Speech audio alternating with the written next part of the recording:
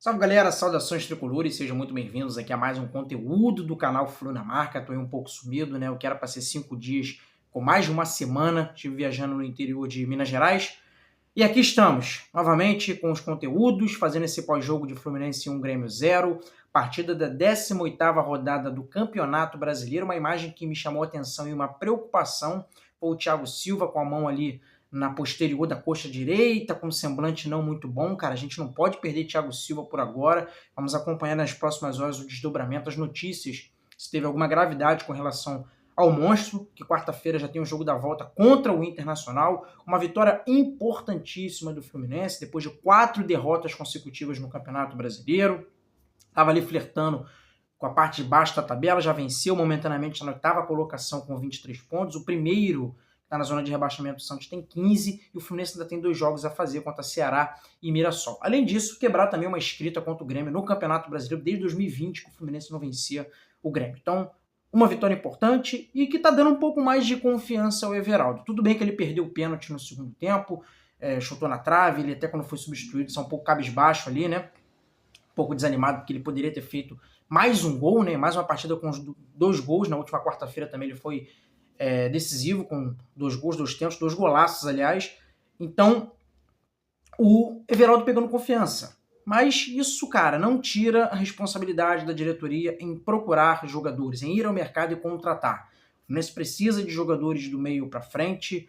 Ficou cada vez mais evidente com relação a esse jogo aí, né? O Ganso, que está numa rotação abaixo, não fez um jogo ruim o Ganso, com seus toques, mas o Fluminense precisa de um meio armador, precisa de mais uma opção para esse setor, já que o Lescano nem tentado é. E a gente não pode contar com o Lima para ser o substituto do Paulo Henrique Ganso.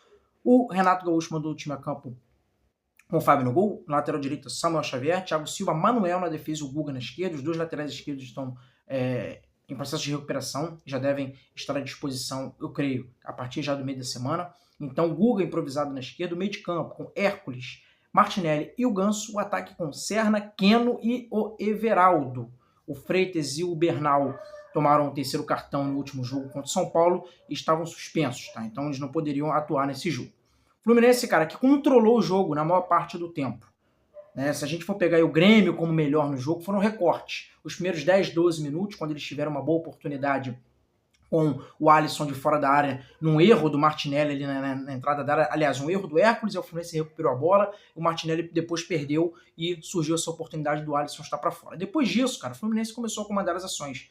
Pelo lado direito, o Serna foi muito importante novamente, igual aconteceu no jogo contra o Internacional, e a gente está ganhando essa opção pelo lado direito, o Serna, né? E ele fez boas jogadas pelo lado direito com cruzamentos para o próprio Everaldo. Everaldo que perdeu 2 oportunidades ali em jogadas aéreas.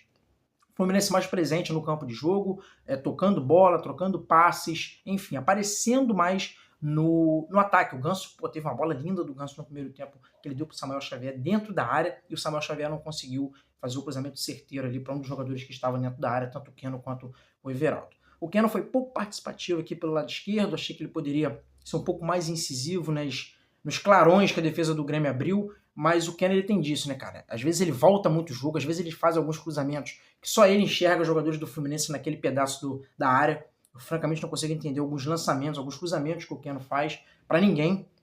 E isso já vem acontecendo já há algum tempo.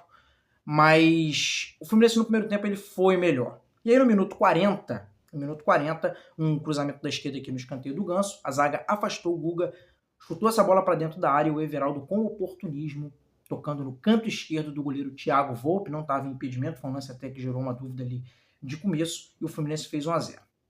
Ficou assim até o final do primeiro tempo, o Fluminense voltou para o segundo tempo com o Thiago Santos no lugar do Hércules, e o Grêmio fez 2 substituições, colocou o Edenilson, colocou também um volante improvisado na lateral direita chamado Camilo, e o Grêmio foi melhor durante 15 minutos ali do segundo tempo, novamente igual aconteceu no primeiro tempo. O Fluminense perdeu qualidade de passe na saída de bola com a entrada do Thiago Santos, ou seja, era sabido de todos, né, porque o Hércules é muito mais jogador, o Thiago Santos nem jogando na cabeça de área ele vem jogando, geralmente quando vai tentar na zaga. O Fluminense perdeu essa qualidade, o Grêmio foi avançando as suas linhas de marcação e começou a incomodar o Fluminense. Quando o Renato Gaúcho fez também substituições no Fluminense, o Fluminense começou a perder o ataque e o meio ele colocou o Lima no lugar do Ganso e colocou também o Canóbio no lugar do Keno.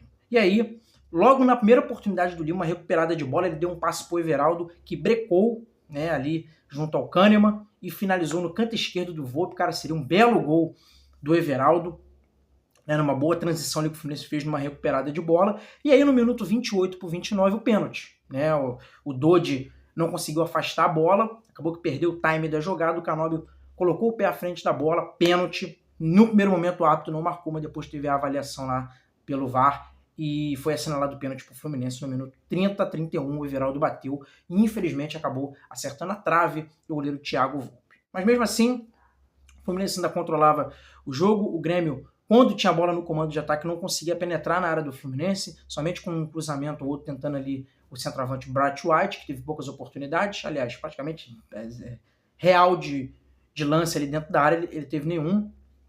E o Fluminense ficou espetando um pouco mais. Aqui no minuto 35, o Renato Gaúcho fez mais duas substituições, tirou o Everaldo e o Serna, cansados, extenuados, e colocou o Germancano e o Riquelme. O Fluminense que não produziu nada praticamente até o final da partida. O Grêmio começou a ter mais a bola para ir para a Bafa, para tentar esse gol de empate, e ficou ali aqueles cruzamentos até o final, em bolas de escanteio. Eles reclamaram agora de uma bola no final que o Bright White chutou, a bola desviou na zaga, o juiz deu tiro de meta, e o Fluminense conseguiu segurar esse 1-0.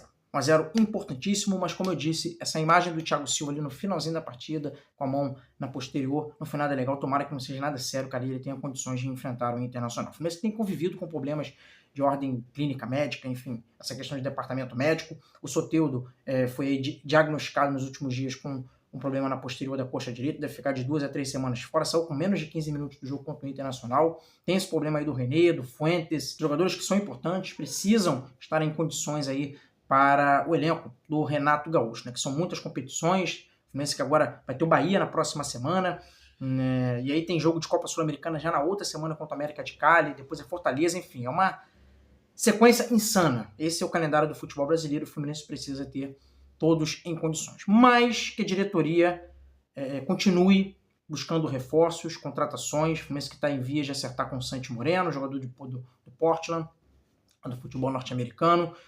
Precisa de mais jogadores, principalmente do meio para frente, precisa de pelo menos mais 2, 3 peças, e que a diretoria agilize o quanto antes. O Fluminense precisa para ontem desses jogadores para incorporar, aliás, no elenco do técnico Renato Gaúcho. É isso, pessoal. Importante vitória, né? Tinha que vencer de novo no Campeonato Brasileiro, e agora atenções aí para a próxima quarta-feira, Internacional Maracanã, a gente cravar aí essa classificação para as quartas de final da Copa do Brasil. Convido você que está chegando pela primeira vez, se puder se inscrever no canal, ativar o sininho de notificações, deixar o like e ajudar no compartilhamento. Nos vemos a qualquer hora com mais algum conteúdo do canal Flunamarca. Valeu, saudações tricolores. Fui. Ótimo final de semana para todos.